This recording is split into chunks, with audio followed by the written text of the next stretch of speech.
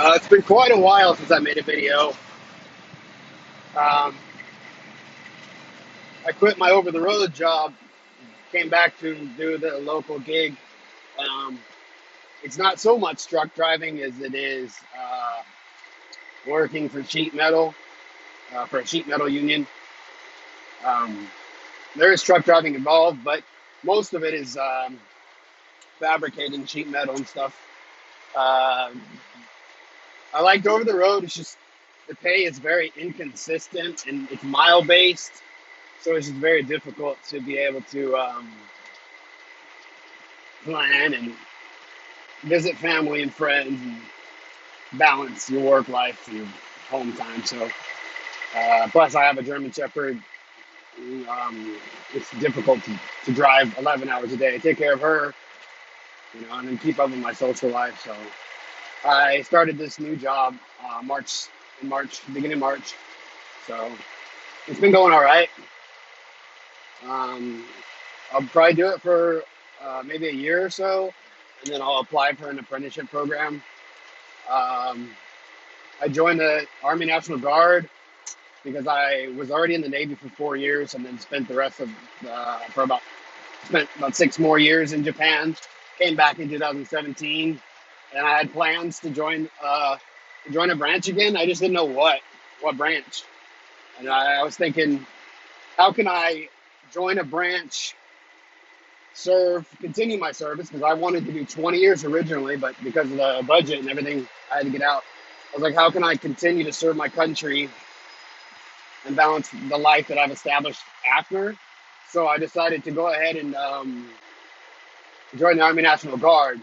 And I can still do my regular job, and I just have to do the Army job 1 week in a month, 2 weeks a year.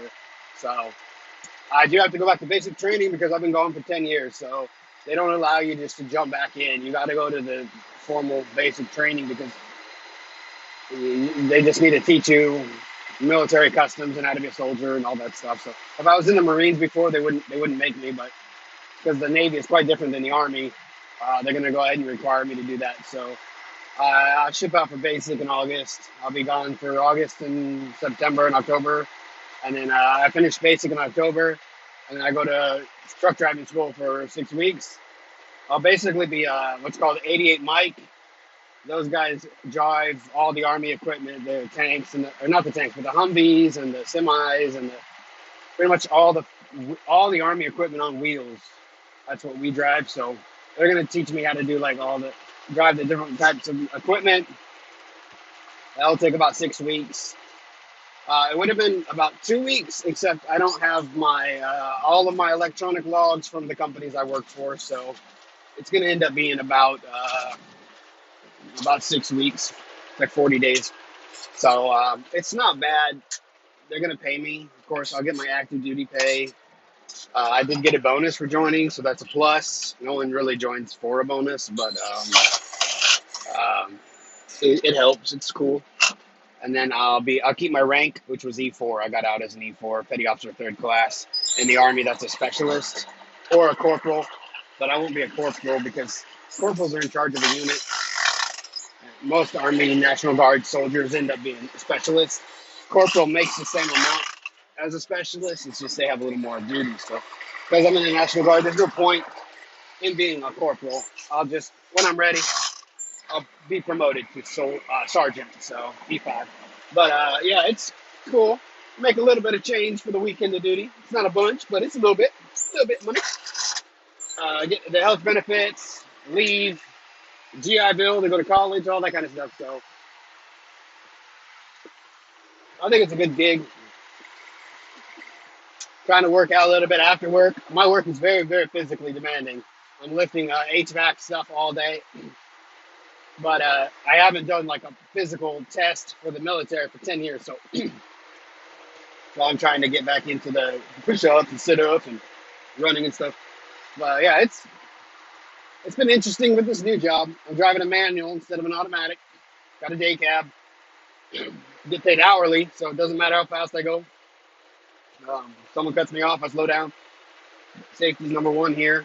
Whereas with over the road, a lot of times they tell you safety's number one, but really they tell you get it to the customer by this date and all that stuff. So, oh, there's a big deer over there. Oh, on a baby. Hopefully they make it across the highway. And hopefully they don't go across the freeway, but looks like that's how they're headed.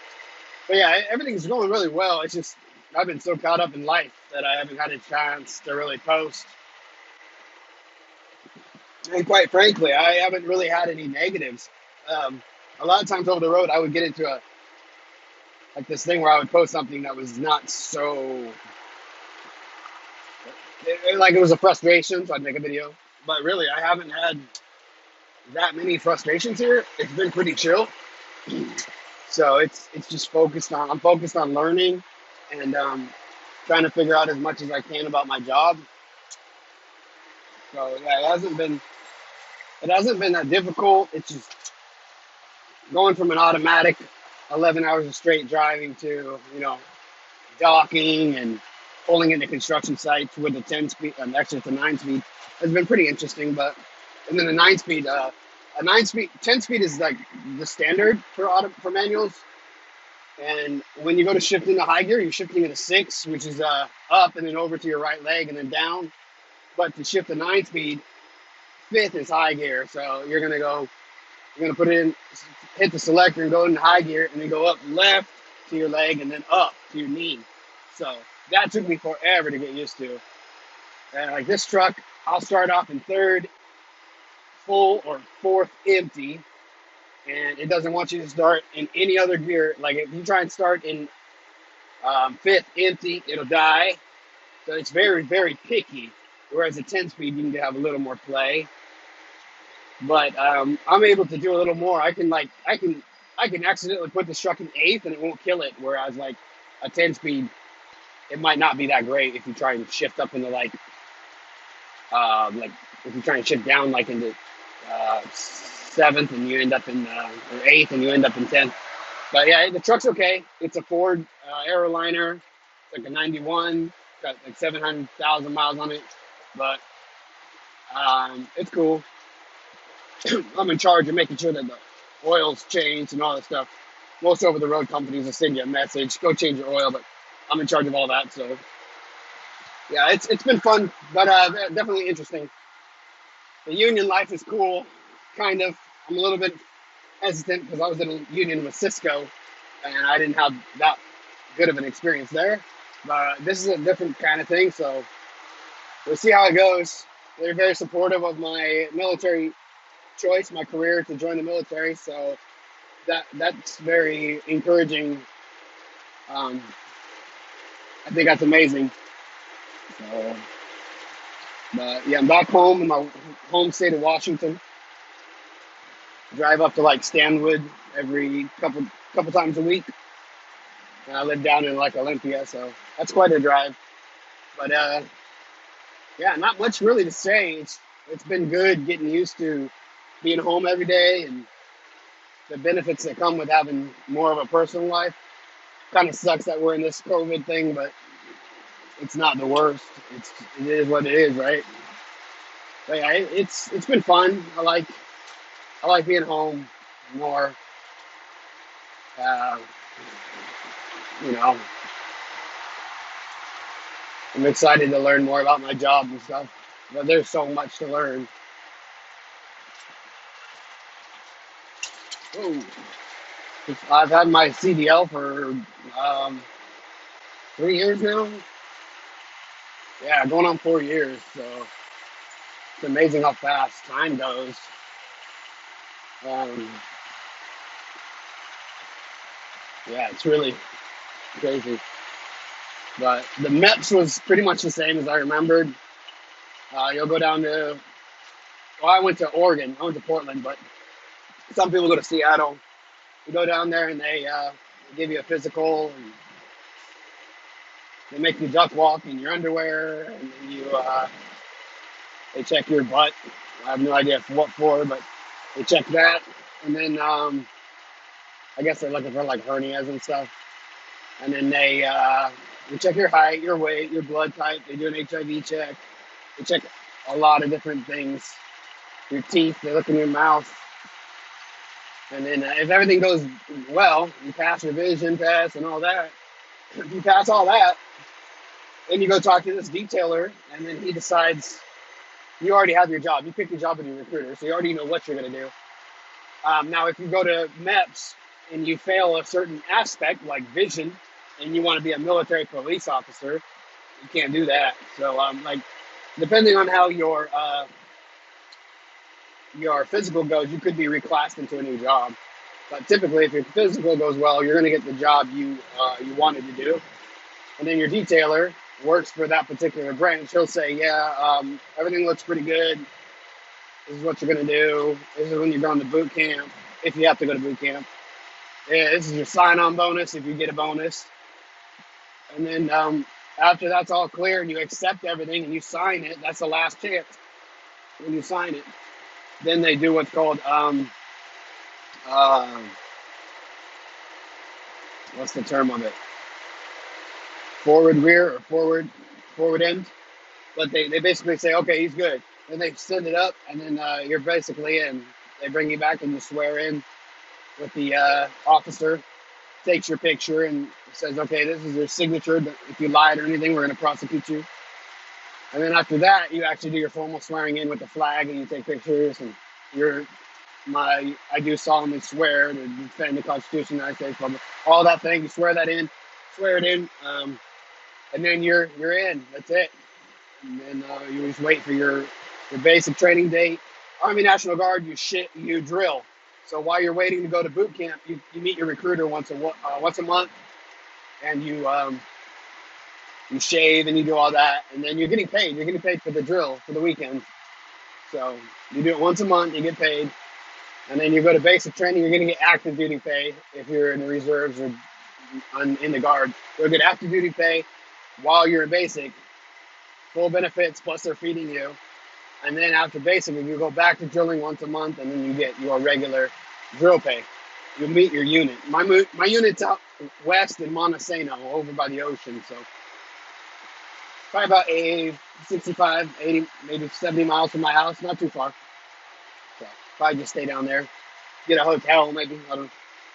We'll see. But yeah, everything's really good.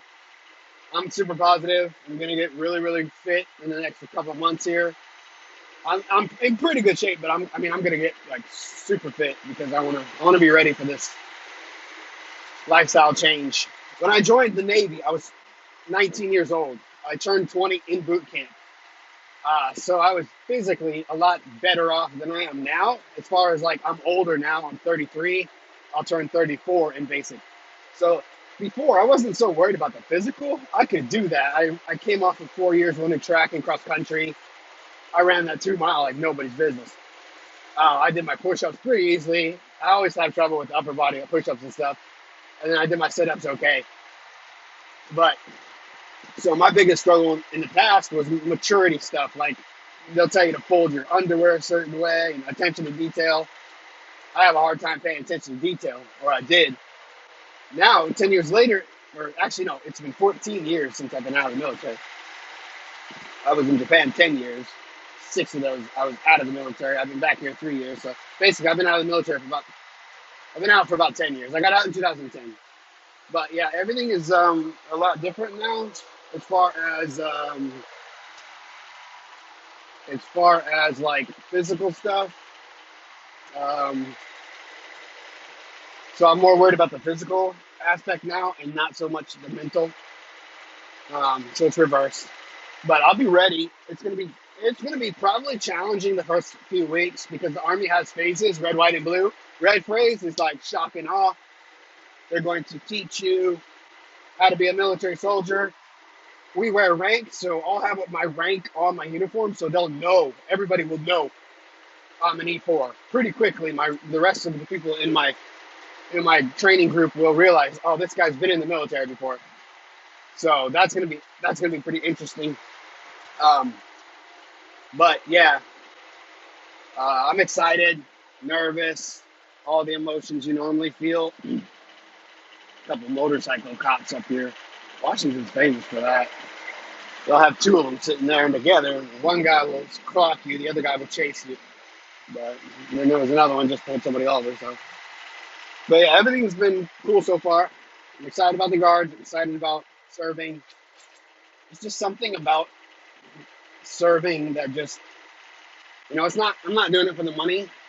You make a couple $100 a month doing it, but it's hard to explain.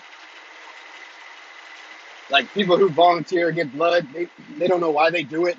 They want to help. It's similar to like someone in the military. And for me, when I went in, I knew I didn't want to go to college. I knew I wasn't. I'm not the top of my class. I'm not the bottom. I'm not the bottom, but I'm not. I'm an average, probably a little below average student. I just never really applied myself, and in certain areas, I'm not good, like mathematics and stuff. I'm not very good, so that made me frustrated with school in general. I love sports though, so that kept me in. With the military, I did pretty well, so I knew like I wanted to do this. And when I got out, I taught English in Japan for a little while because you don't really need a degree. You just need to be married.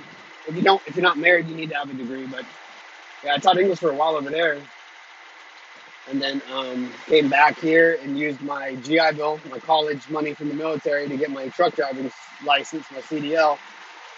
And I've been doing that for like 3 years. It's okay. It's just a lot of times when you have a profession, you can't do anything else. Like if you work in an office building, but you're the chef, it's going to be hard for you to say, hey, can I learn how to do this? Because they want you to be the chef. You're the chef. So a truck driver is very similar. Whenever they need to load the truck, you have to take it because you have the CDL. Nobody else can drive it. So it's very difficult to say, hey, can I do this? Even in this company where I might drive the trailer once a week.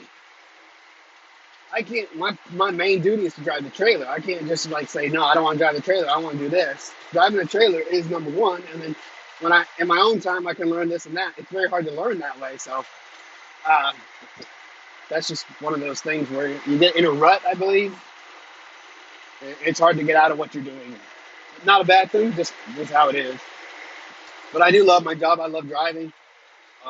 I like driving, not necessarily driving trucks, but I just think it's so cool just to get paid just to drive. With this, I'll deliver the HVAC. I'll help them load the trailer back at the warehouse. Then I'll help them unload at the job site. Then I'll take the trailer back. So it's I'm definitely getting my calories in. But everything's cool. I'm excited about basic. I'll have to do a video right before I leave, and then right after I get back, or right when I get out of when I graduate basic and head over to school. I'll be going to basic training in Missouri at Fort Leonard Wood, and my school is also at Fort Leonard Wood. So as soon as I graduate basic, I'll be right there. I won't have to go anywhere else. I'll do my 6 weeks at Fort Leonard Wood, and then once I'm done with that, they'll fly me home, and then I'll never have to do basic again. If I want to go back into the Army, eventually I can. The National Guard we go to the same basic training as the Army, so the training is no different. Now, if we go to get activated, if they say you're getting deployed, then it's more than 2 weeks a year, and I'll have to go to like combat training. I'll have to do refresher courses. Then I'll essentially have to leave my job while I'm activated. I'll have to officially like step down. But yeah, everything's cool so far. Everything's good. I hope you guys are all doing well. I don't have that many subscribers yet, but I hope you guys are doing well. Trying to stay healthy with this COVID. I think we're close to the end of it. So definitely try to stay healthy, guys. Thanks for watching.